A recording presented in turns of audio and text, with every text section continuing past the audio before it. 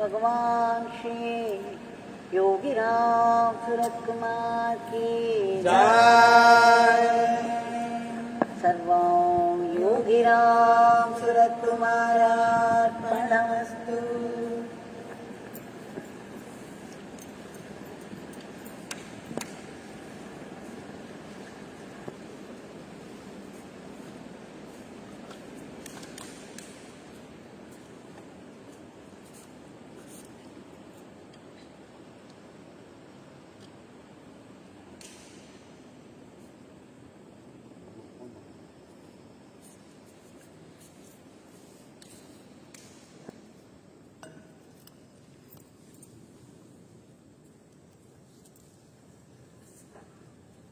भगवानुடைய sorry English.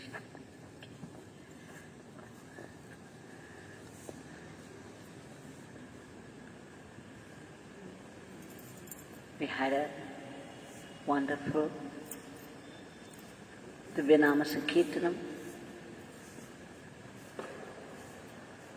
Bhagwan had said, when you chant the name of Lord Shiva, Shiva is instantly with you.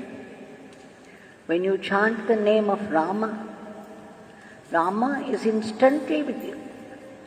When you chant the name of Yogi Ramsuratkumar, my father is instantly with you. What a promise. How could he promise with being the truth?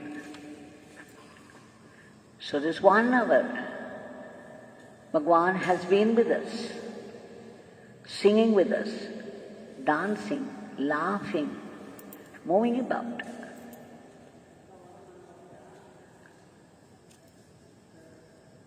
A wonderful way of being with God, just by singing His name. We can have Him around all the time.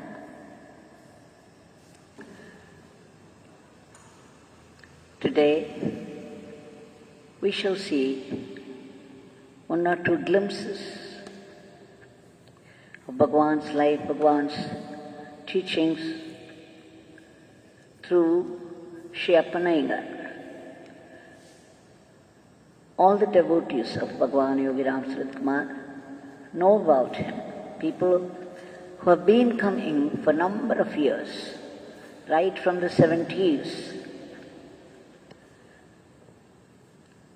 they must have heard, they must have seen Sri Appanayengar. He has some wonderful teachings of Bhagwan to give us. Many of us did not even know that Bhagwan was talking like this, gave some teachings like this. Let us see. Sri Appanayengar was a ticket collector in the railways. As early as 1968, Bhagwan used to go to Tiruvannamalai Tapovanam. It was Sri Jnanananda Swami who was the deity of the place, the ashram. Sri Jnanananda and Yogi Ramsuratkumar had a wonderful camaraderie, a divine kinship. And they were closely knit. And Bhagwan would go there sometimes and spend quite a lot of time. It was in 1968 Sri Appanayangar came across Bhagwan in the Tapovanam, and there Bhagwan took him over. In a way, Bhagwan took his hand, walked over to the place where one finds Rama Pattabhishekam painting on the wall. Bhagwan made him sit by his side and then said, "Look, there is no difference at all between a God's name and Guru's name. Keep chanting Sadguru's name. It will be highly beneficial. It will give you everything." So saying, Bhagwan took Sri Appanayangar's hand and kept it on his chest. What a blessing it is. And of course, that is when Sri Appanayangar began to take the Nama chanting, especially the Guru Nama chanting, seriously. He started with 100 Namas of Jnanananda Sharanam. And then this 100 soon became 1,000, and 1,000 became 4 hours a day, and soon it was 6 hours a day, and it went on multiplying like this. By the grace of Yogi Ramsuratkumar, he began to plunge into the depths of this Nama. And then soon he also arranged his work in such a way. That was the time the sleeper coach had been introduced for the first time. He got a transfer. He asked for a transfer to Trichy so that he could stay in one cabin all the time. And that was very conducive to his Nama chanting. So always he would go from Trichy to Bangalore, Trichy to Rameshwaram, Trichy to Chennai. And in those trains, people would find him sitting in one compartment till the end. It was very comfortable for him to chant the name. The whole night, sitting in the cabin, he would be chanting the Guru Mantra as per the wish of Yogi Ramsuratkumar. And the next day morning he would not feel the pinch. He felt quite fresh despite the whole night keeping awake and chanting. Now this way it multiplied so much.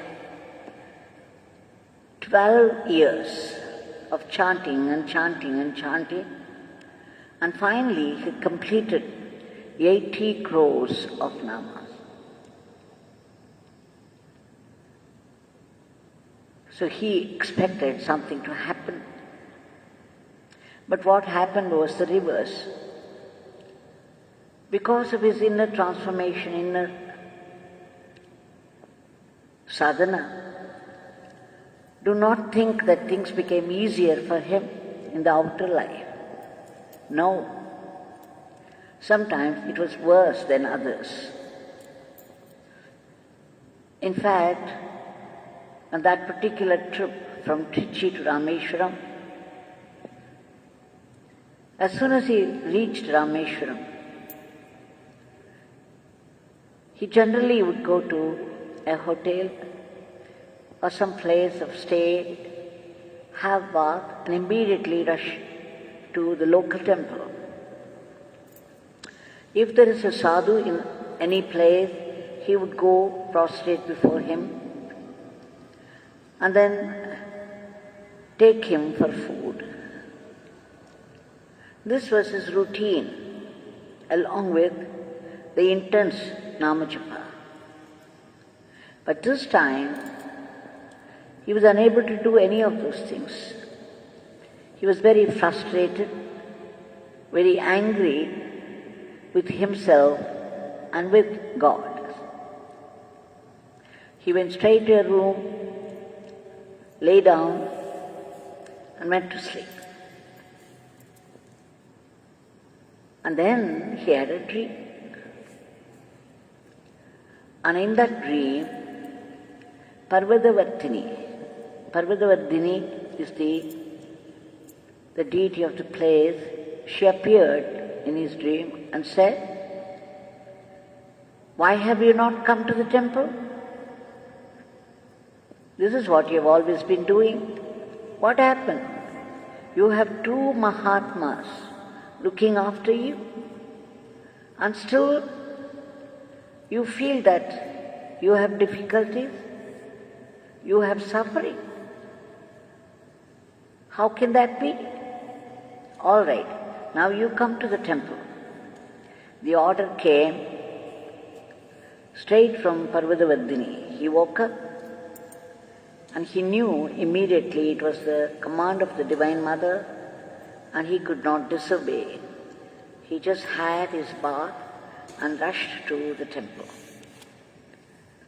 When he was moving about in the outer corridor of the temple, he came and stood before the shrine of Anjaneya. Suddenly, he felt something like a lightning starting from the Mooladhara, from the base of the spine, rushing straight up there and got stuck at the nape.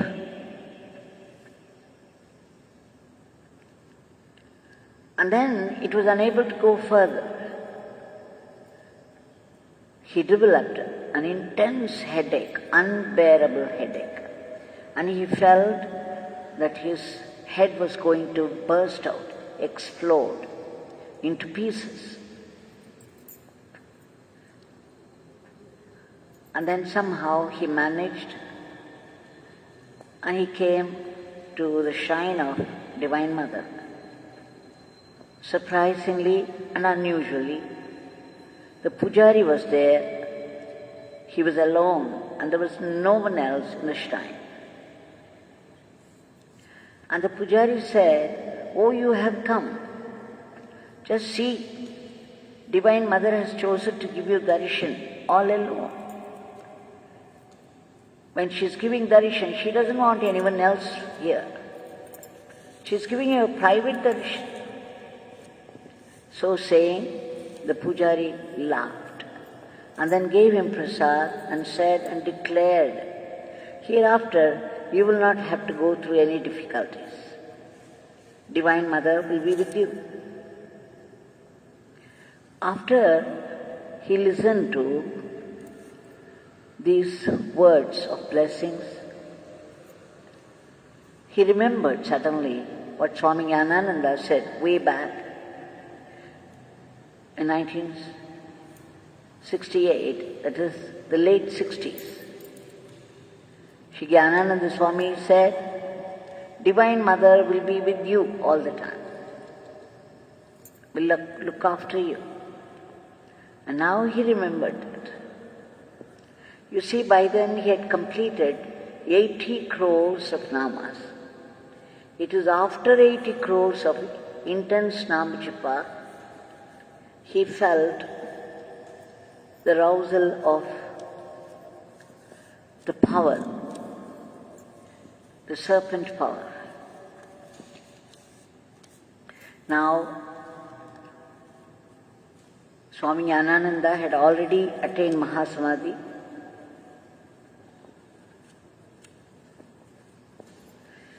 And he had only this Jnanananda Sharanam Nama left with him. And Bhagwan, Yogi Ramsuratkumar had ordered him to do the japa of the Gurunath. And it was his routine always to go to a temple and to find some sadhu, feed him. But this time in Rameshwaram, why didn't he go to the temple, just as Divine Mother asked? Why did he go? Why was he frustrated? There were two reasons. One was his mother and father were separated from him forcefully by his own sister and younger brother. And when they passed away, they did not even inform him. So he lost the precious opportunity to set fire, to do the funeral rites. It is always the eldest son of the family who would do the final lighting of the fire. He missed out on that because they did not even let him know that they had passed away. That was a terrible blow to him. And there was another reason. He was working in the railways, and they had introduced this quota system according to the caste.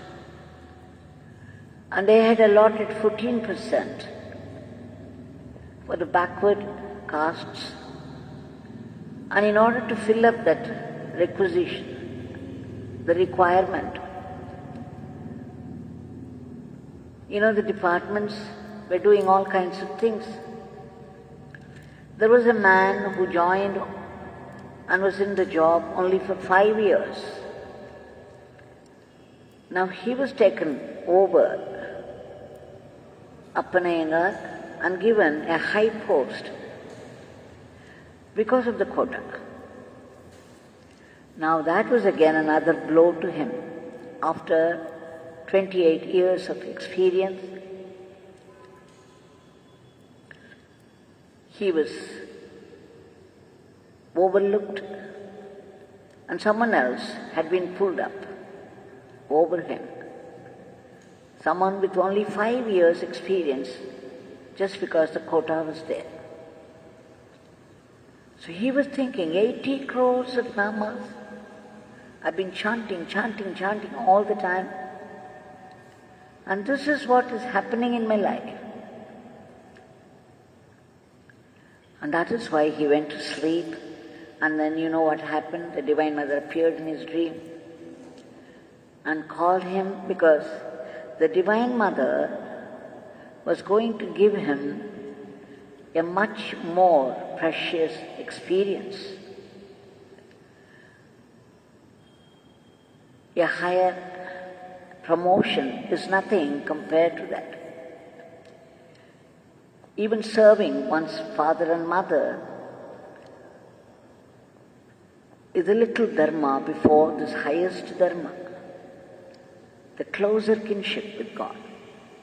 In fact, only for that, God gives us suffering after suffering, test after test, so that all our attachments would be cut off and we would become more and more one-pointed towards God.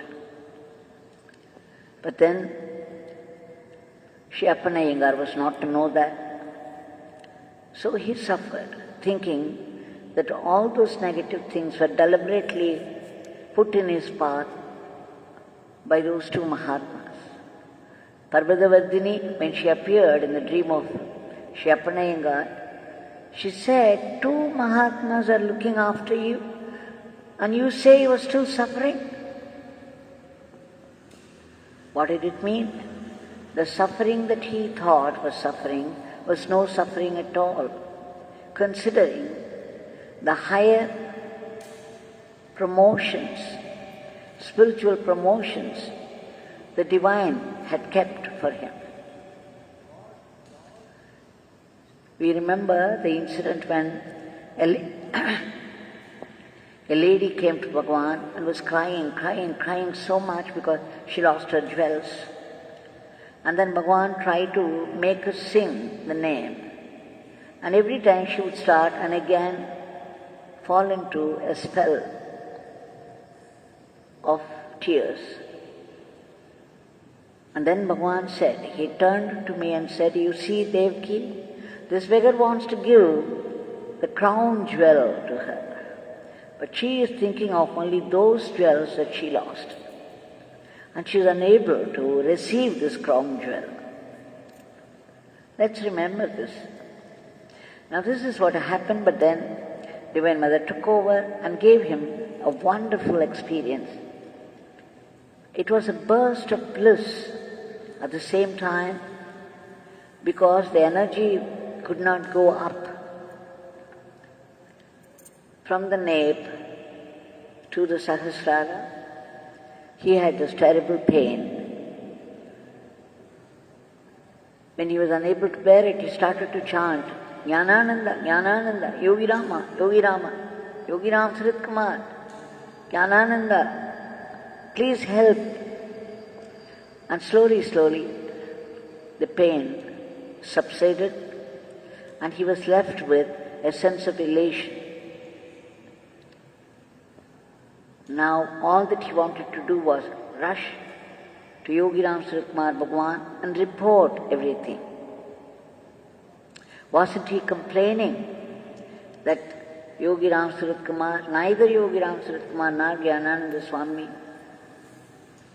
was doing anything for him, despite his chanting so much? Now he knew better. So he rushed to Yogi Ramsuratkumar, and Bhagwan came out and took him inside with the tenderness of a mother and made him sit before him. And then Bhagwan started to inquire, how do you spend your time in the workplace and otherwise? Then Appanayanga started to describe all that, and then he reported this particular experience. Bhagwan asked him, Appan, you had this experience? Oh, very good. Did you relish it? Appanayanga was once again elated. He said, yes, Swami. I had a wonderful experience. It was all bliss. And then he got up. He prostrated before Bhagwan, and Bhagwan held his hand. He even gave him a pat or two on the back. And then he said, Appan, sit down. This beggar will tell you something today. You were, in your last birth, you longed for this experience, but it did not come to you. And that is why it has happened in this birth. You have always been a Vaishnavite in every birth. And in your last birth, Andavan Swami, who is now in Trichy, was your elder brother. You were brothers in your last birth.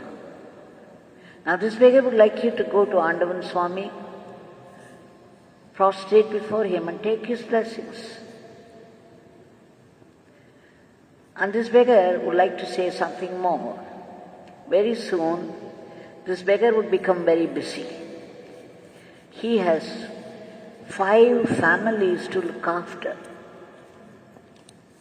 What did he mean by that? He meant the 3 ashrams of his 3 gurus, plus the Tapovanam, Jnanananda Swami's, and his own, which was yet to come. So he said, this beggar will become very busy, and he may not be able to sit with you and talk to you for so long. So this beggar tells you, whenever you need help from this beggar, just call out this beggar's name. This beggar would be instantly with you. his father would be with you and will do the needful. So saying, he blessed him nicely and sent him off. At the time, he also narrated one more experience.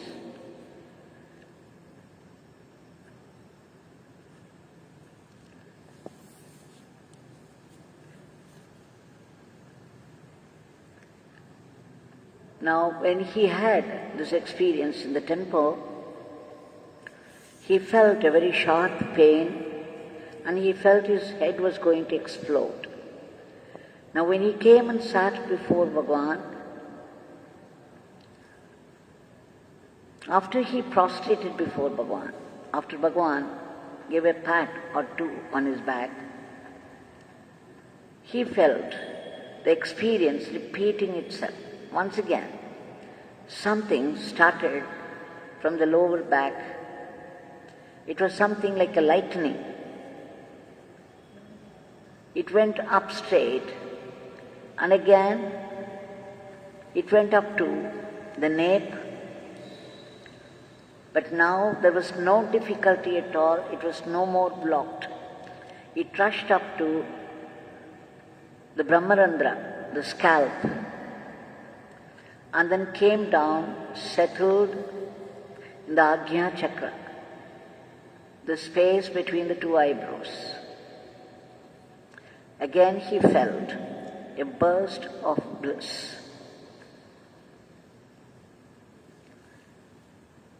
So Bhagwan, after giving him this experience, after giving him his name to chant, he left him with a warning that he would be able to spend so much time in future with him. But he shared one more experience with Apanayenga at the time, because Bhagwan was talking about the glory of Nama chanting. He said, after this Nama chanting in Kanjangad, Papa gave him Purnatva. And after that, he said he was wandering like a madman. He was completely God mad. And he was wandering like a penniless beggar.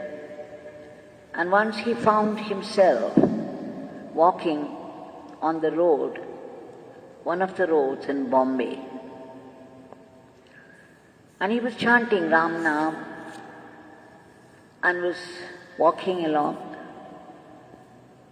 Suddenly a car stopped. And who was in it? Jai Krishnamurti. He opened the car door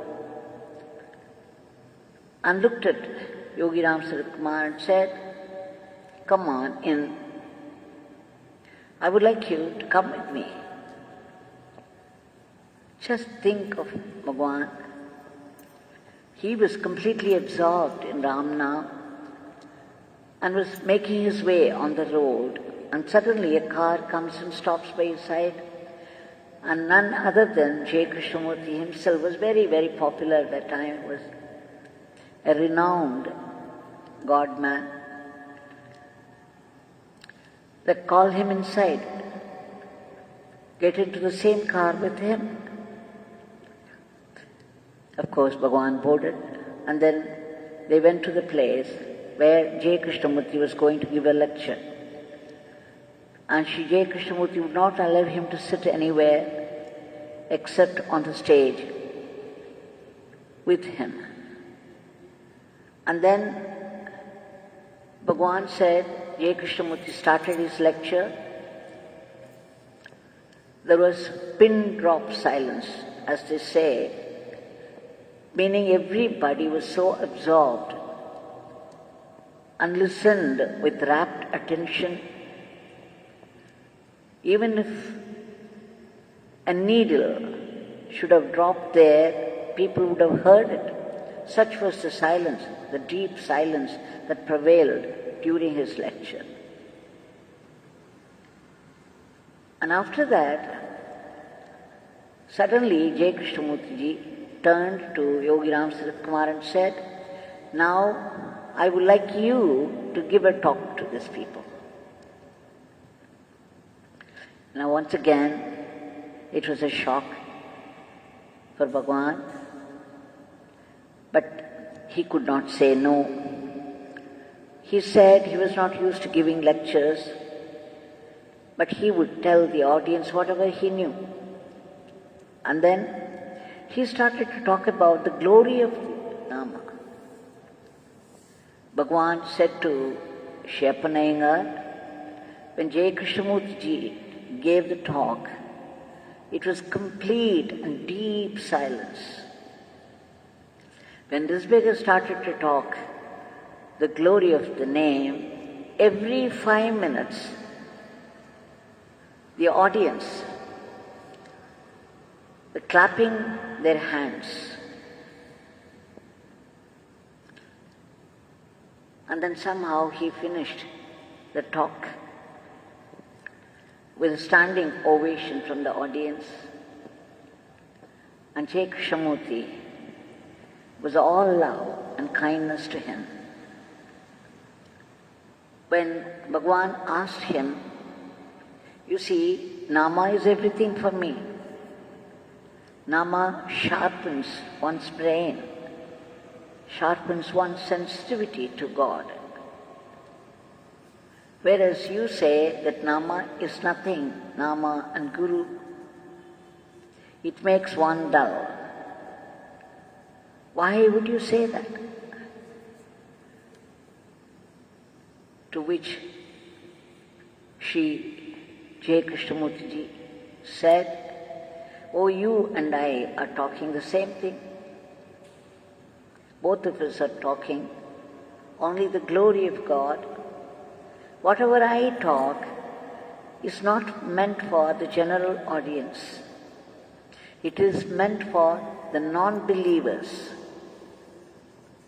When people have already faith in God,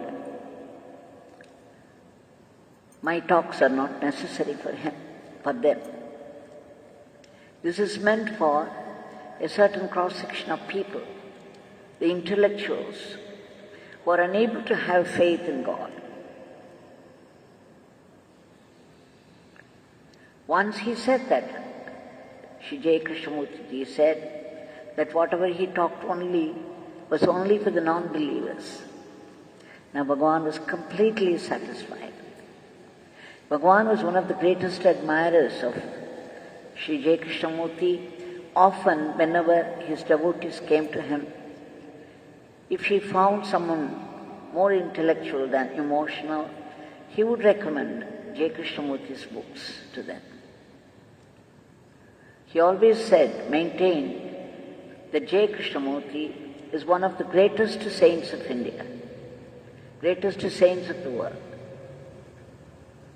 They had such wonderful oneness with each other, despite the difference in their pathways.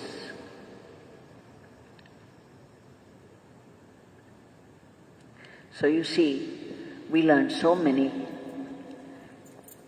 hitherto unknown facts from Appanayengar.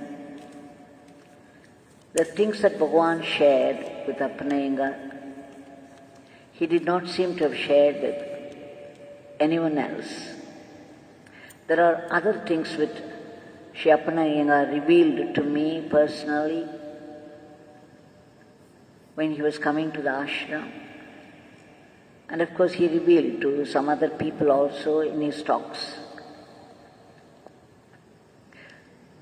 They could not be talked about, but it is true that Bhagwan shared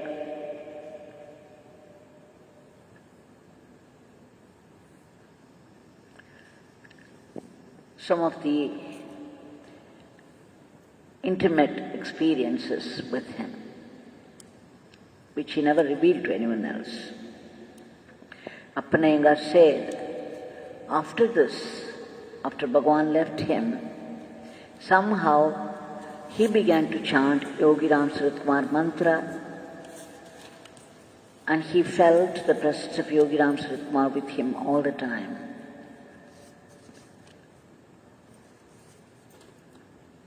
Now this Bhagwan is here in front of us as Shilamurti, but so vibrantly alive, with his hand raised in the gesture of blessing. On the other hand, a lesson for all of us in constant japa mudra, and eyes turned upwards to Brahmarandra, a sign of deep samadhi, and yet the smile on his lips says a different story. It tells us, do not be afraid, I'm here. Do not fear. I'm not even sitting, I'm standing, alert, watchful, ready to give you the blessings. Just call out my name. So let us submit today's prayers at his feet. Bhagwan, we beg you again and again, like I say every day, millions of times, for your immediate divine intervention to free the entire world, the entire humanity from the deadly grip of this virulent virus and bring back a dharmic normalcy in every aspect of life, everywhere. And Bhagwan, we beg you again to uproot the panic from the hearts of people, to arrest the rapid spread of the disease, to enter all those medicines so that the entire clan of viruses would be killed once for all, and to bless all those people who are distressed, who are suffering for lack of facilities and medication, treatment, proper treatment. Please reach out to them with whatever is needed so that they get well soon and return home safely. And above all, those great people of sacrifice, who are laboring day and night at the very risk of their lives for the sake of other lives, please give them protection and all-round well-being. And Bhagwan, please give a boost to economy and bless us with constant remembrance of your name. Bless us with the right attitude, the attitude of willing instruments in your hands, and that with gratitude.